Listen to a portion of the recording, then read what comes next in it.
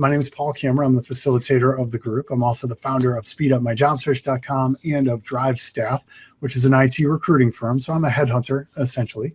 And we're going to talk about networking.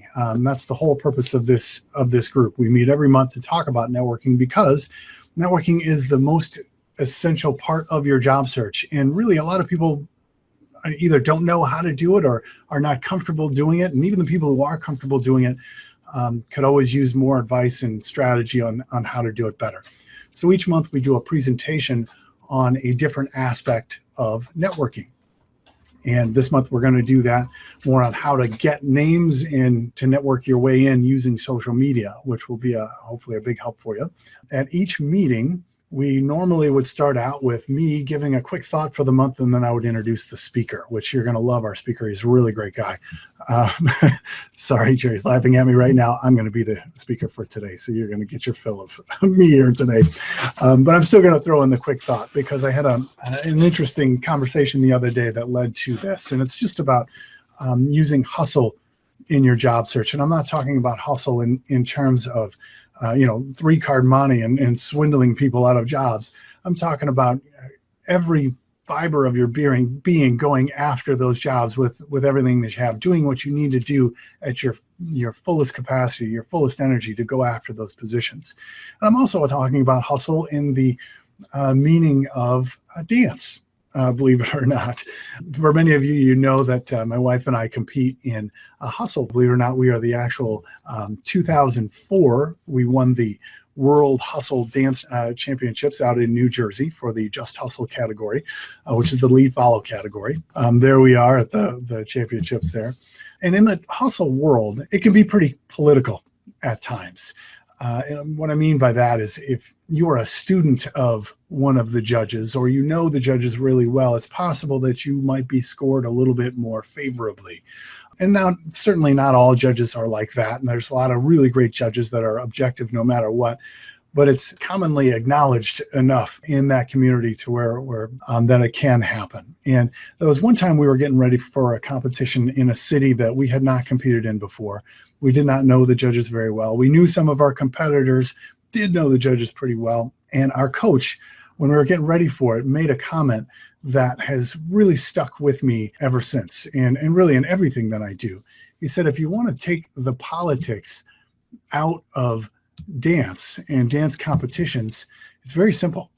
Just be so good that the judges would look absolutely ridiculous for not picking you, for not putting you in first place, that they would actually look bad to their peers if you did not go into first place. And wow, what a statement that made to me. And I try to apply that to really everything, not just dance, but also, my recruiting business and the way we run the recruiting business and everything that we do, the videos that we put together, the outplacement resource, that if we can do it at such a level, we would be the obvious choice that people would go to it. And the thing is, you can apply this to your job search. Let's say hypothetically that there was a company that had 5 skills that they needed, 5 key skills that they needed to have for a particular position. And you not only had those 5 skills, but you actually took the time to go to your resume and put those 5 skills everywhere on your resume, in the summary section, the skills section, under each place where you went, to the point where if the hiring manager looked at that resume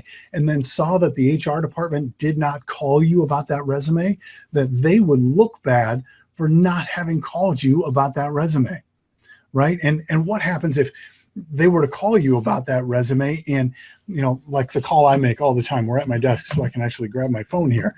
So I make the call. I'm like, hi, this is Paul Cameron from DriveStaff. I was just following up on your application. What if you didn't answer the phone like almost everybody else out there, where they say, I'm sorry, what company is this? I'm sending my resume out to so many different places. If you can describe the job a little bit, that would really help. Okay, what if you didn't answer the phone like that, and instead you answered the phone, oh, DriveStaff, great. Oh, I was hoping you would call. You know what? You must be calling about that Java development position. I really thought that was a good fit for me. How can I help you? And what if you answered the phone like that instead? What a different impression that would make on the HR person that you're talking to, or the hiring manager that you're talking to for that role. And what if that went well. And for the phone interview, you took the time to study how to phone interview. You're standing up and you're smiling on the phone because they can hear that over the tonality of your vocal cords through the phone.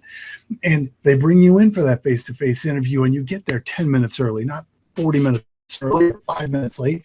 You get there 10 minutes early. You have one copy of your resume for every person you're scheduled to meet with, as well as one more in case somebody else comes along. What if you did that and you were prepared and you did your research on the company and you were ready for that interview? If you did that, in my opinion, that's what I call hustling. That's what I call going after it to your full capacity, because a huge majority of the people out there are not doing these things. They're not even looking at these websites. If you go after it with your full capacity, your full hustle behind it, you're going to be amazed at how much faster you can land. So that's my quick thought for this week, to just apply a little bit of hustle to your job search, and that's going to help. And it dovetails very well into our subject here today, which is how to get names and go after your positions, go after these positions. But getting names and going after warm leads and creating warm leads at these companies. Social media really has changed the game when it comes to job search. It's so much easier to get information and names of people and network your way in and create warm leads. If you were to combine your LinkedIn efforts and your Twitter efforts and your Facebook and your Google Plus all together, you can do so much more than you could in the old days where we were still printing out, our resumes on ivory colored paper to try to make it stand out, right? So let's start out with LinkedIn. All right. And the first thing we need to understand about LinkedIn is that LinkedIn is there as a research tool. That's what LinkedIn is for. All right. This is to give you access to other people and to give them access to you. So the more people you're connected to, the more access you have. And I know there's a couple of schools of thought on this, and a lot of people want to just be connected to people that they've met personally themselves, that are in their network, and they're only going to connect to those people if they have a good, strong reason for that. And I want to really strongly encourage that you try to connect to more people, and it'll make more sense as we go along here. But the more access you have, the more research you're going to be able to do, the more names you're going to be able to find in here. You're not, giving out your credit card information here. You're not jumping in an unmarked van and heading down a dark alley with somebody. You're not sharing your kids' information and names. You're sharing your professional profile with other people, and it's going to make them easier to find you. So if you want to build your connections, I want to show you a really easy way to do that you can get yourself over that 500 connections very, very quickly. And that is very simply at the very top of the page, do a search for, in quotes, I never IDK. And since we are on a webinar here, I can actually show you live what you can do with this. So if you were to put in this box, I never IDK, do a search. Once that search comes up, make sure you specify for second level connections. Personally, I always try to just keep it within the United States. You can specify further just, within the Chicago area, if you're in the Chicago area or whatever area you are. What I never IDK stands for is I don't know you. Basically, if you try to connect with somebody and they don't know you, they click, I don't know this person, this is spam, that can hurt your profile. These people are saying all invitations are welcome, like this Paul Gavin here. And Paul, if you're on this call here, sorry to use you as an example. This is just a live search, but it says all invitations to connect are welcome. I never IDK. And then there's a little connect button. Connect. I just sent him an invite. What about Pauline? Same thing. I never IDK. Lion stands for LinkedIn Open Connector. Same thing. Invitation sent. And no, I'm not sending a personal message to these people, but they don't want a personal message. They just want their network to be bigger because they're trying to grow their networks as best they can. So how do we get target lists? How do we expand our target lists? Well, very simple. You're going to go in here into LinkedIn and you're going to do an advanced people search, not company search. We're looking for people. All right. You're going to look for people who do what you do in your area. All right. So there's the advanced. I put a circle around it so you can see it. And that's going to pop up this box, which you see below. And then you're going to look for people who do what you do. And let's say you're an iPhone developer, if you can read that. It's a little bit fuzzy on my screen. Hopefully it's not for yours. But that says iPhone developer under the title category for current or past. And then I'm going to put it in my zip code within 25 miles of my zip code, which is 60187. All right, so that's the Wheaton area code. And now I'm going to come up with a big list of people who are iPhone developers in my zip code. And then once I have those people in my big list there, again, the more people I'm connected to, the bigger my list will be. I'm going to open their profiles to see where did they work, because those are companies who hire iPhone developers in my neighborhood. All right, and then I can see in here, if you look at this one, it shows iPhone developer as one title at State Farm. Now that's downstate. Now iPhone specialist. Now there's a different title, and I can do another search on iPhone specialist to see what other companies call it that. And then others call it iOS engineer. Others call it an iOS developer. That's going to give you different ideas on what to search on. But now what we're going to do, and we have these lists of companies who hire people who do what we do, we're going to search for people at those companies currently. Okay, so now I'm looking for people in my local area code who work currently at Razorfish is the recent one. I'm using this one because they are, you're not going to find a lot of people there as they were purchased recently, but for sake of this example here, so we're not calling out any companies, you're going to look for people who currently work at Razorfish. And now, again, if I'm connected to a lot of people, chances are excellent that I'm going to then find the person I'm looking for, which is the technology director, if I'm an iPhone developer, at Razorfish. Okay, so now that I've got that person's name, now I'm going to go try to follow that person. All right, I'm going to look for that technology director that I just found. I'm going to go to his profile on LinkedIn and look at what groups he's in and try to join those groups because I can follow him in those groups. I'm going to try to find him on Twitter and on Facebook and everywhere that I can. I'm going to try to find him, not necessarily on Facebook, him personally, but his company on Facebook. Follow his company on Twitter and on LinkedIn. Try to organize. I try to organize all my feeds. I use TweetDeck to organize my feeds. Tweet My Jobs is the Twitter job board, just extra Twitter tip information there. Find their company page on Facebook. Like the page.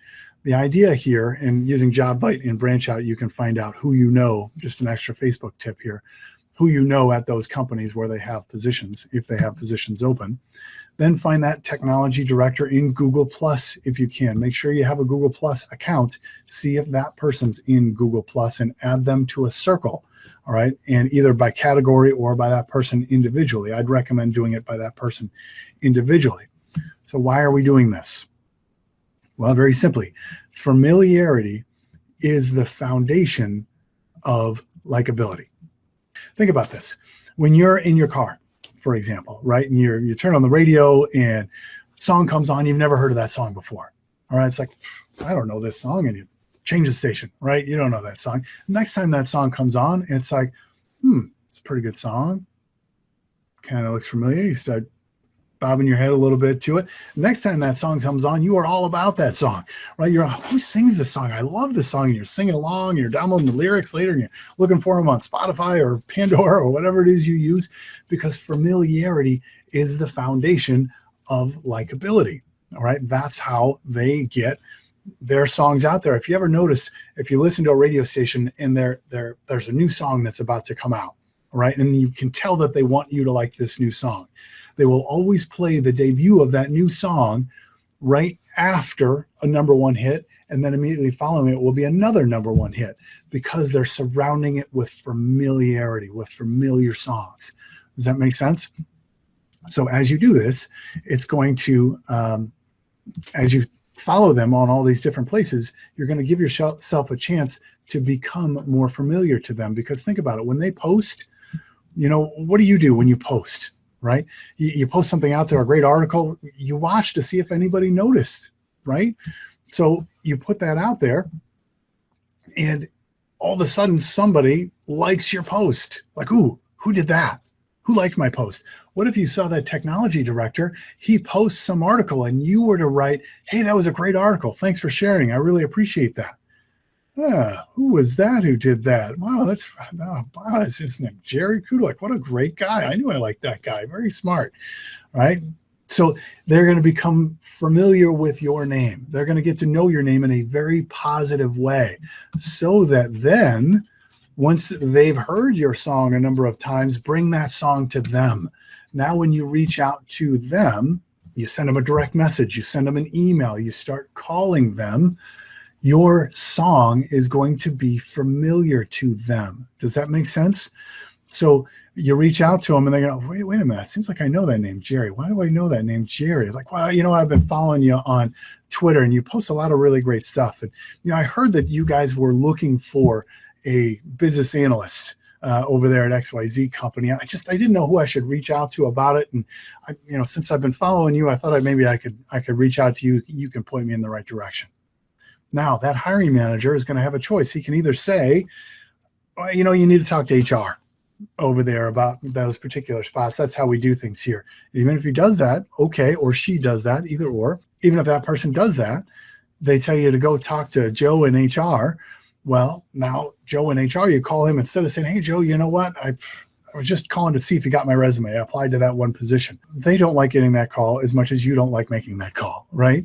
But now if you say, you know what, I was just talking to the technology director, Tina Stevens, and she said that I should call you about that particular position because I could potentially be a fit for it. Well, now Joe's going to go look for your resume, right? Now you've got an in. And what if Tina said, you know what? Yeah, that's me. I'm the right person. Tell me about yourself. Well, now you're in an interview with the hiring manager and they already like your name because they've seen you liking their stuff. All right. That's creating a warm lead with that person. All right. Now, how do you get their email address or their name or along those lines? Email addresses are really easy to get these days. Go to Google and do a search on star@thecompanyname.com. I put domainname.com, which is what their website address would be. Like if you did a search on star@drivestaff.com, you're going to find out what the email pattern is here at DriveStaff. You'll see my email address is paul@drivestaff.com, which then it would stand to reason if you were trying to reach Jerry at DriveStaff, you could probably take a good guess that Jerry's email address is jerry@drivestaff.com. All right. And you can figure it out that way or use a site. We use a site called that'sthem.com. If I'm trying to track somebody down, I found their profile on LinkedIn, but I can't get their contact information. I'm not in there well enough and I can't do a search to figure it out. Go to that'sthem.com and you can come up with some really creepy information about people. You find a lot of information about people out on that'sthem.com. You get like VIN numbers of cars. It's absolutely crazy. But it's a free source where you can do some research on people and get their information.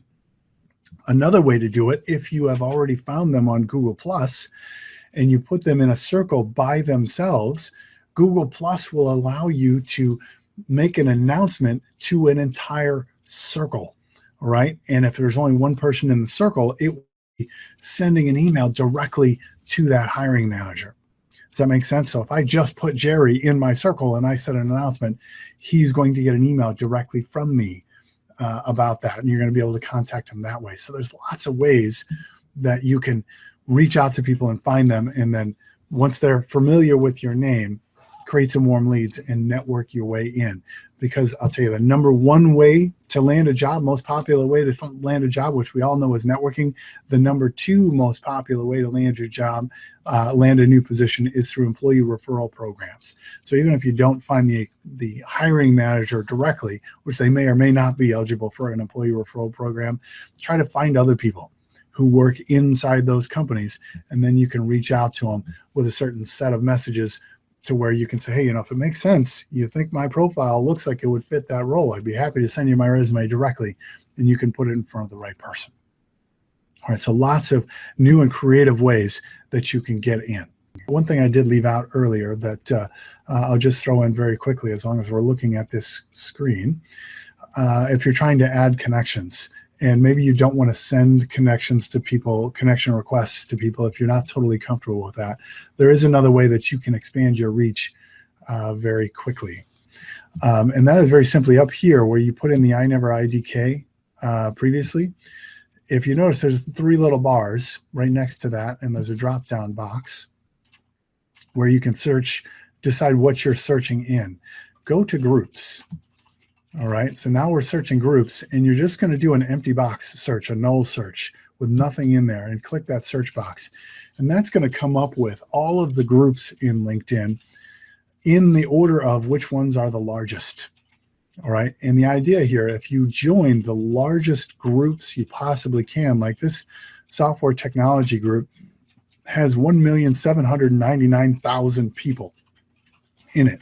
When you do searches in LinkedIn, you can see your first level connections, your second level connections, as well as your group connections, other people that are inside of your groups. Well, if you're in these enormous like super groups, you're going to be able to see all those people in your results. So if you don't want to connect with people directly, I'd recommend trying this because that can expand your reach very, very quickly. And just click join next to those. Mine say post here because I'm already in all of these large groups. Social media marketing. Even if you're not a social media marketer, you just want to learn about social media marketing, or maybe you just want to be in a group that's got 1,400,000 members because you have reach to all those people. I'd recommend doing that. The digital marketing group has 999,000 members. The LinkedIn HR, wouldn't that be great? The HR people are out there looking for people. They're also going to be able to see the people that they're connected to via groups. Might be a good idea to be connected to the HR group. Join that one. There's 900,000 more people that you're going to be able to see. So lots of great options. The only other thing that I would throw out there, if you haven't already, to go check out our YouTube channel, as that will help you as well. A couple of recent videos that we put out there with some other LinkedIn strategies just to be able to be found more easily is through recommendations, not necessarily getting recommendations, but as in giving recommendations. As you leave recommendations, I don't know if you saw the quote earlier on the Speed Up My Job Search page. Kathy had left that message. She actually posted that here on my profile. Now, my profile, I've got over 12,000 connections. I'm one of the top 3% most viewed profiles here in LinkedIn. Amongst those connections, all those people get to see her name and her company name, and then the nice thing that she said, which is good. And these are written recommendations, more so than endorsements. The endorsements, as you see here, these are just those things you click on to say that this person has that skill, and nobody has a choice about that. And all of ours are already filled. But the written recommendations, which you'll see at the bottom of your profile, where we've got 88 of them listed in here. So I would recommend you do that. SpeedUpMyJobSearch.com. We barely scratched the surface of what you can know in there, of all the different resources and groups. To check that out, if you're not interested in Speed Up My Job Search's online videos, the Knock 'em Dead books, I certainly recommend. Martin Yate, if you've seen these before, he's got tons of books on that. And Jerry's flagging me down and said there's a question. Recommendations do we have about meeting somebody at an event? In terms of first walking up to somebody and saying hello. Well, the great thing about events, best way to do this, in my opinion, is number one, to make sure you get there early. Because if you get there early, those are other people who are also there to network, and they're serious about networking because they're getting there early. And if you go early and you meet those people are probably seasoned networkers, and it's going to be easy for you to talk to them because they want to meet you, number one. But the better thing about that is once the meeting starts, you already know 2 or 3 people in the room, so that once the conversation gets going, it makes it easier for you to introduce people. In my opinion, the best networking tactic is when you can introduce one person to another. So if I know that, Rita, for example, who I know is, I know she's here and she was at our prior meeting, she's into travel, and I can introduce her to someone else in the room who's into travel. That's a great way to not only facilitate better networking in the room for them, but it also reflects well on me as well. So introducing people is a great tactic. Jerry's saying there's another question that's popped up. Asks, what kind of time commitment should be used? What sort of time commitment should be used? And Dennis, what sort of time commitment should be used for networking? Social media. Social media. In terms of social media, I would definitely make it a part of your strategy every day at a minimum of 10 to 15 minutes, just as part of the daily routine. Quick, easy way. And if you go into our YouTube channel, you'll see a full video on this, well, full, 3-minute video, 4-minute video on this. But like your LinkedIn endorsements, for example, as people endorse you on LinkedIn, I would recommend you go to their profile. And I know endorsements, people aren't big fans of those, but it's a bunch of people you don't know endorsing you for skills that you don't have. Totally get that. But if you were to go to their profile, endorse them back, then look at the companies where they've worked, go look to see if there's any openings at those companies. Then you can go back to that person to say, hey, thanks for the endorsement. They're going to be receptive to your email. They just endorsed you, to say, I really appreciate the endorsements. That was great. I endorsed you back. And by the way, I noticed that you work at XYZ company, and I was thinking about applying to a job there. I wasn't sure who I should talk to about that. Do you know who that would be? As a matter of fact, if your company has any kind of an employee referral program, I'd be happy to send you my resume. If you present it to the appropriate person, maybe you can earn a bonus if I'm hired. So I notice there's another question. Nancy asks, how much time should people spend going to headhunters or agencies? As far as going to headhunters, the most important thing you need to know about going to headhunters is that headhunters are there to find people for jobs, not necessarily jobs for people. So it's all about timing. You could be the best business analyst or whatever it is you do that I've ever talked to in my entire life. But if my clients don't have a need for what it is you do, well, I'm not going to be your favorite recruiter, right? So it all kind of depends on timing. So you want to get your line in the water with a few good recruiters that you can trust, because we're all going to have a different list of clients. And if you go to our blog on speedupmyjobsearch.com, go to the blog and look for one on how you compare recruiters. I've got a whole article there on how you can tell which are the good recruiters versus the not so good recruiters. I do a lot of training where I train other recruiters on how to do what they do. Go there and see how they manage their LinkedIn profiles, and how they can be, how you can determine whether they're a strong headhunter or not. So just quickly, as we'll wrap up here, and I'm going to leave the chat on for a little bit, so maybe we can take some more questions. The Martin Yates book, I strongly recommend. National or New York Times bestselling author there. He sold 5 million of these books. He's actually also recommended us on my LinkedIn profile. You can see his recommendation of our strategies, and he's quoted several of my strategies in his Knock 'em Dead books as well. If you want to get more of my resources through his book, you can certainly do that as well as another option. So there's my contact information. Here's our YouTube channel so you can see it.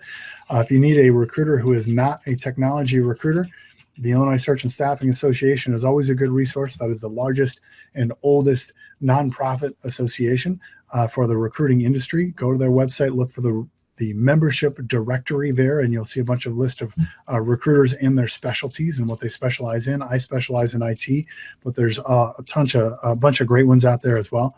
I can vouch for most of them. I was actually president of that association for a couple of years. Good group of people. I've got a bunch of free resources on speedupmyjobsearch.com or youtube.com/speedupmyjobsearch. There's my LinkedIn profile. Invite me to connect. I will accept it and endorse your profile. If you have questions, reach out to me. Thanks so much for being here today.